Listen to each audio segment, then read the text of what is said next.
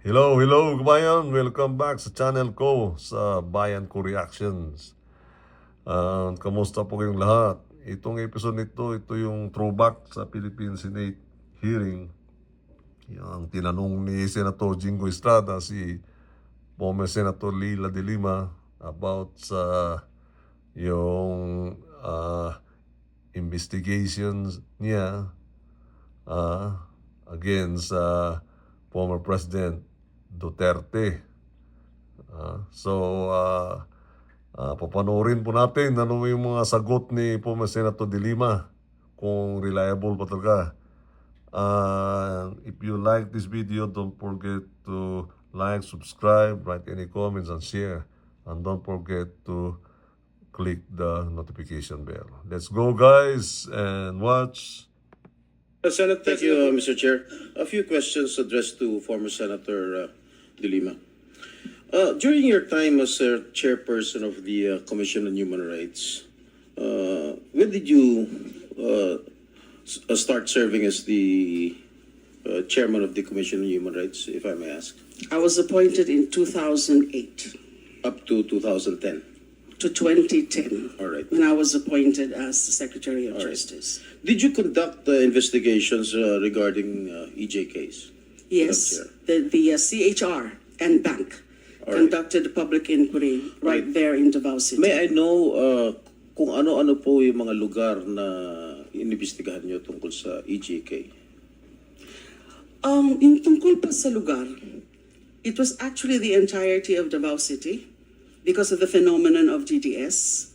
At inimbitahan nga po namin the former mayor who appeared and acted as resource person, and mga ilan-ilan na mga opisyal, maraming opisyal actually, the city councilors, barangay chairman, PNP officials. Only that, halos wala na nag-appear dun sa mga nakausap namin discreetly, confidentially, who shared their knowledge about the GDS. These are also self-confessed GDS members, just like Edgar Matubato. Kaya lang po, in the 2009 inquiry, wala pa po sila Edgar Matubato and Arturo Las Cañas. Na-mention yung mga pangalan nila, pero wala pa po sila doon. Hindi pa ho namin sila na-access at hindi ho na-present doon sa GDS inquiry. So wala ho kayong results ng investigation. Were there any cases filed because of your investigation, Madam Senator? Okay, when I was appointed in 2010, meron po ako yung aking mga personal investigation notes, pero wala pa ho yung naging resolution. Now, we turned over the records to the Commission on Human Rights, and then later, they came out with the resolution. That was, I think, in 2012, June 2012. Yung resolution nila, one of the recommendations is for the filing of an administrative and criminal cases against then former Mayor Rodrigo Duterte and some other officials. What I know is that this was referred to the Office of the Ombudsman, but I think later on, Mr. Duterte was cleared of there was no finding or no cases filed. So the former president was cleared?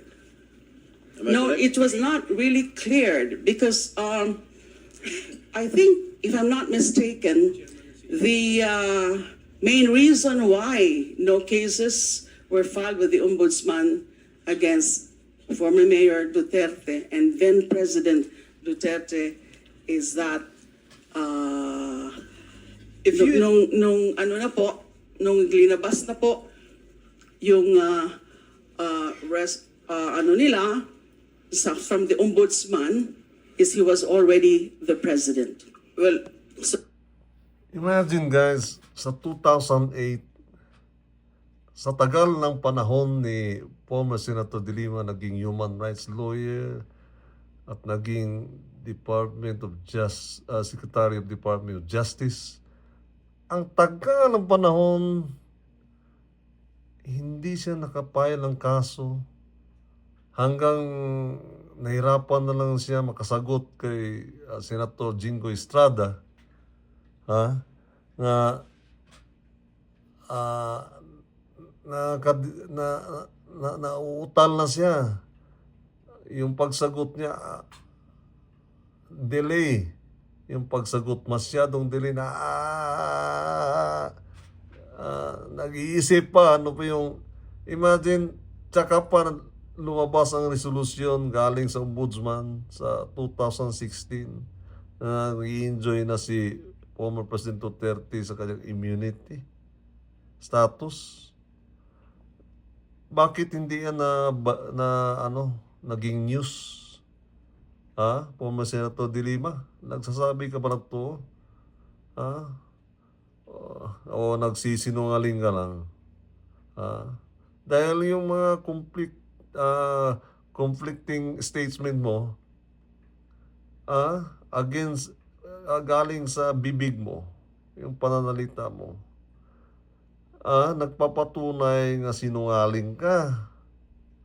Dahil hanggang refer ka, investigation, walang na-file doon sa ombudsman, and then lumabas ang resolution. Paano bang lumabas ang resolution? Wala namang nakapile nga cases.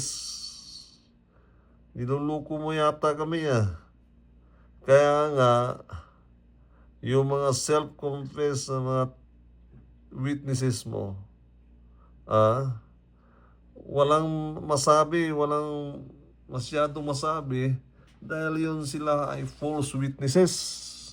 Common sense lang. Kaya ikaw, nag-iisip pa ano yung i-reason out mo. Nako, wag mo kaming ganyanin, mga taong bayan. Mga kabayan, ano ba sa palagay ninyo itong dilema nito? Sa totoo lang, former Senator De Lima, ewan ko kung coincidence to yung apelido mo talaga, bagay na bagay sa'yo, De Lima. So, let's go on, guys.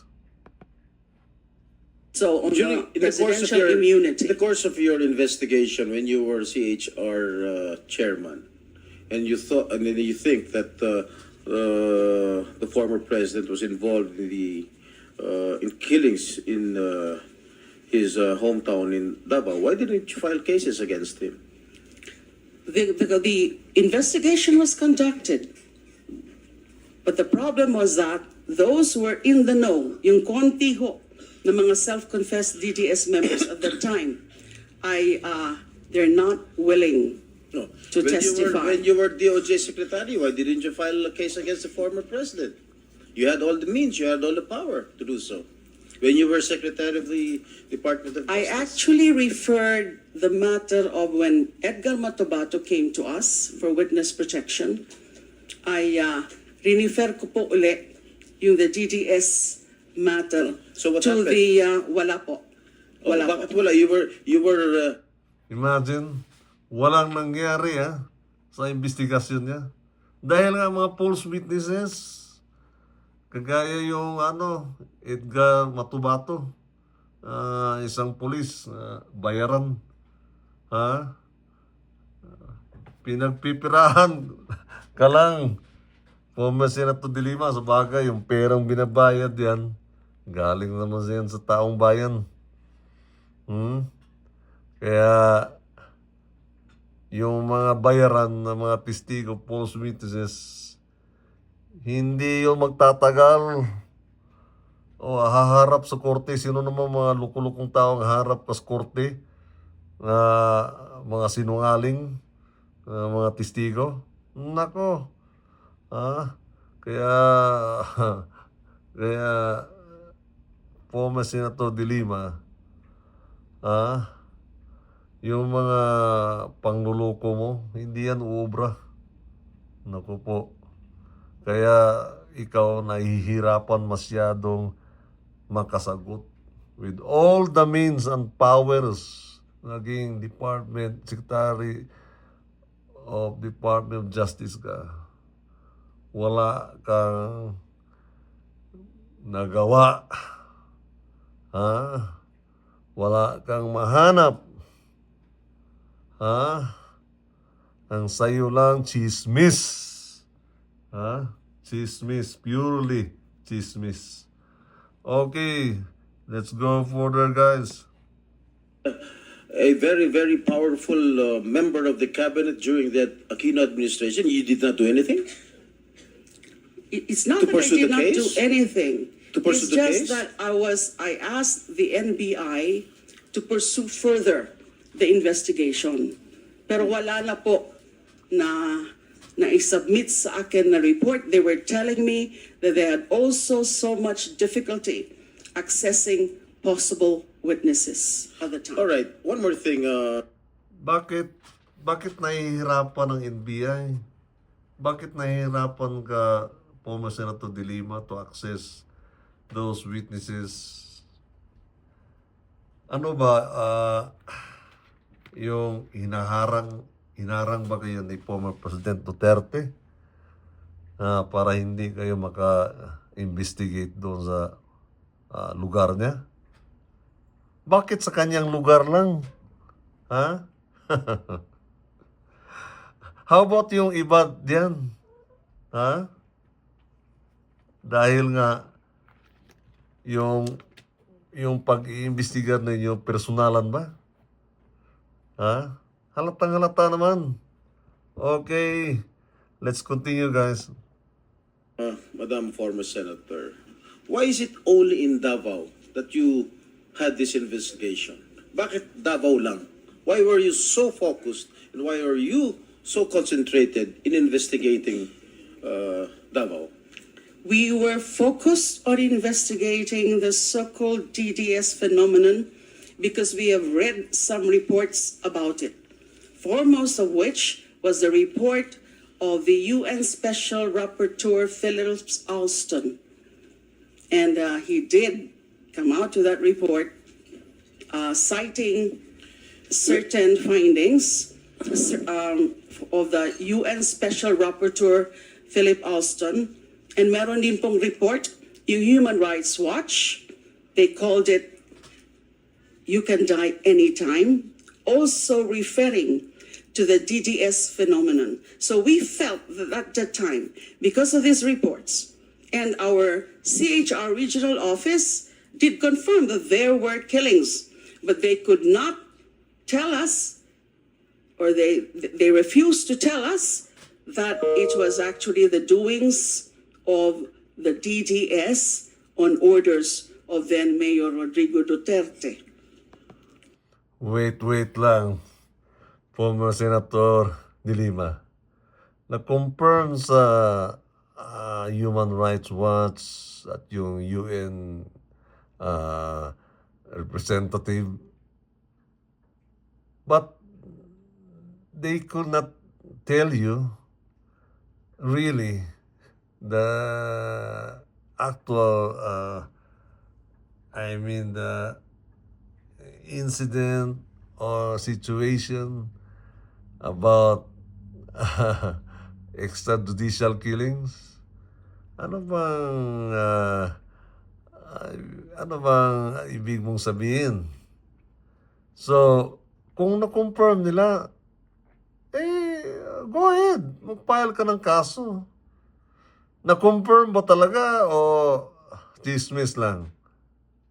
Bakit hindi nila masabi sa iyo?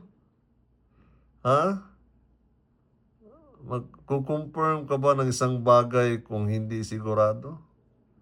Ikaw talaga. Your words is against your words. Talagang kasinungaling. Kaya wala kang reliable na testimony. Kaya mga kawayan, hanggang dito na lang tayo. Kung may reactions kayo, huwag kayong mag-hesitate, magkomento. Kung ano bang sa tingin ninyo kay former Senator De Lima. Hirap na hirap talaga siya makasagot. Imagine, for longer years siya nagserbisyo. Walang kasong na-filed. Walang mahanap na strong evidence. Hanggang chismis. Ewan ko ba kung lawyer ba siya o chismosa lang. Kaya ganun ang nangyari. Thanks so much for watching mga kabayan. See you sa next episode.